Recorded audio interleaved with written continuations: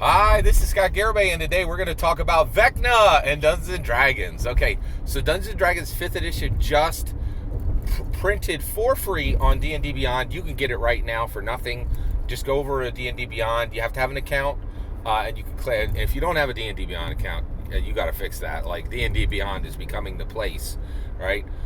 So they just announced Vecna, and they gave us his lore, and they gave us his stats. Today, in this video, I want to talk about nothing but Vecna's hit points. Let's talk about if they got it right. All right, so Vecna, he is literally a god. They said, that he has achieved god status, right? And he has followers. He has worshipers, right?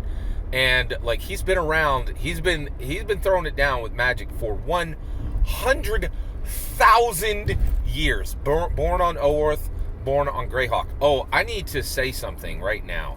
I have said previously that Greyhawk is not official in Dungeons & Dragons 5th edition, and that basically, like, Keoland, the Ghost of Saltmarsh, is located in Keoland. Keoland is, I really felt that 5th edition was being, 5th edition is very cagey with its settings. It doesn't, it doesn't say it, but it treats Forgotten Realms as though it were its actual, real setting. Default setting, excuse me. Default setting. So you have this default setting, and it treats it like, it treats Forgotten Realms like it's its default setting. And it also takes almost everything that comes from Mystara and Greyhawk and kind of shoves it into Forgotten Realms. I really felt this was the case for a long time, and I think there was evidence for what I was saying previously, and that evidence has been shattered, right? The reality is Greyhawk is 100% official in Dungeons & Dragons 5th edition. The problem is it doesn't have a setting book, okay? But Vecna comes from Oerth and specifically comes from Greyhawk, and so that's canon in 5th edition now. It's fully established, right? And it comes through D&D Beyond, right? So very interesting, and Greyhawk was mentioned in Saltmarsh specifically, but I didn't think that was enough to establish it as a, sorry for that side item. But I was wrong. You guys were right that you said, hey, Greyhawk is real in 5th edition. You were right. I was wrong. I want to take the time to, I try to be transparent on this channel, dedicated to truth. And try to give you the best content I can in a truthful, transparent way. You were right. I was wrong. Mike is one of my, and I think Doug and a few other people, called this out. And, 100% you guys were right. I was wrong. All right. Let's talk about Vecna's hit points. All right. So what are Vecna's hit points? Vecna's hit points are 272 hit points. He is challenge rating 26, baby. This dude is bad. He will drop you, right? Actually, will he drop you? That's a good question.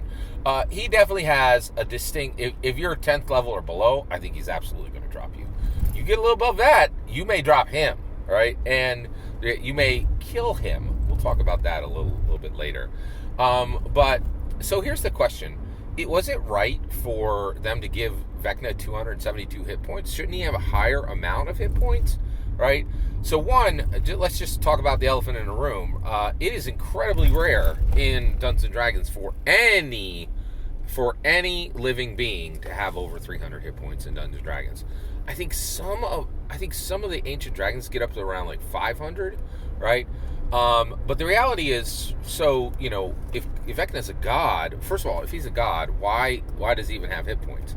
There's been this debate of, hey, God shouldn't have hit points. You can't kill him, right? I totally disagree with this. I think it's fantastic that a god, a deity, and they say god. It says right in his lore, he is god status, right? And he has followers, and he can bless his followers. He can do pretty much everything a god does, right?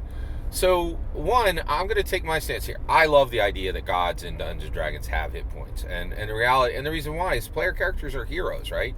You should never put something in front of a player character that they don't have a chance of dropping, right? Now, you can make that chance 1 in 100. You can make it 1 in 1,000, right? But you need to always give them a chance. I definitely do not, I don't co-sign this gods don't have hit points idea, right? And, if we're doing what Gary did, the deities and demigods, gods definitely had hit points up in that John, right? Like they all had hit points, right? And one of the things that was like really just so bold, Gary had this adventurer spirit, right? And he was like, yeah, this god is better than this god that has more hit points, right? Like, what a bold, like he just ranked the world's gods. Like, Gary rolled hard, man. That dude was epic, right? It was just very interesting. So I love that he has hit points. I'm glad that they didn't he doesn't have hit points. You can't kill him, right? Like you can kill him. You could kill Vecna, right? Which is really exciting, right? 272 seems really low, right? Now here's the thing: it is low, and I'll tell you right now. At my table right now, I have one Strixhaven apprentice who became a Strixhaven pledge mage, who graduated from Strixhaven, right? And that is Gabriel, my power gamer, right? He's 14th level now, man. 14th level, right? And he is a graduate of Strixhaven, and they are having an adventure in Saltmarsh right now. And Timothy is the same deal, right? Went from Strixhaven apprentice to Strixhaven pledge mage to adventurer, graduate, right? And now going out and doing his adventuring.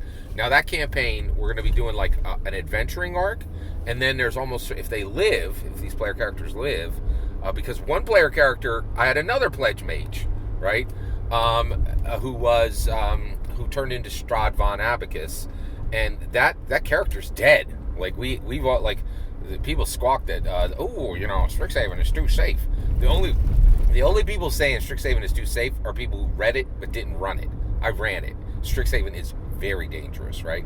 So be careful. Don't listen to people who are speaking from ignorance. If somebody hasn't read a book, you can put their whatever they believe about that book behind somebody who's actually read it and run it, right? Come on.